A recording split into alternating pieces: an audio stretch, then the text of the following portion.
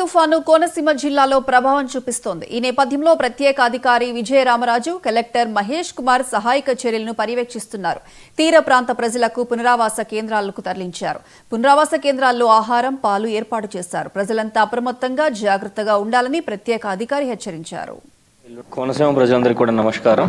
ఇప్పుడు మొంతు తుఫానుకి సంబంధించి వరకుని ఈరోజు జిల్లా కలెక్టర్ గారితో అలాగే ఎస్పీ గారితో అందరితో కూడా అన్ని మండలాలకి డివిజన్ లెవెల్ ఆఫీసర్స్ అందరికీ కూడా ఈరోజు వీసీ తీసుకోవడం జరిగింది.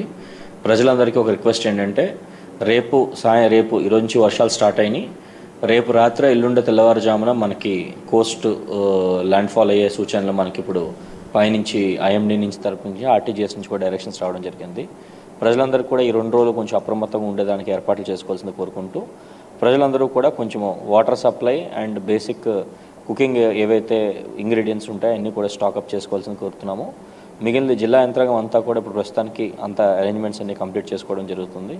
Power department, PR department, RNB department కూడా అందరూ కూడా వాళ్ళ ఫీల్డ్లో వాళ్ళు నిమగ్నమై ఉన్నారు. వాళ్ళు కూడా ఏర్పాట్లన్నీ చేసుకుని రిలీఫ్ ఆపరేషన్స్ ఇవ్వడానికి రెడీగా ఉన్నారు.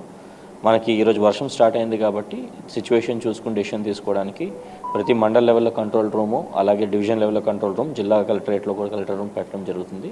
ప్రజలందరూ కూడా ఈ నెంబర్స్ అన్నీ కూడా షేర్ చేయడం జరుగుతుంది.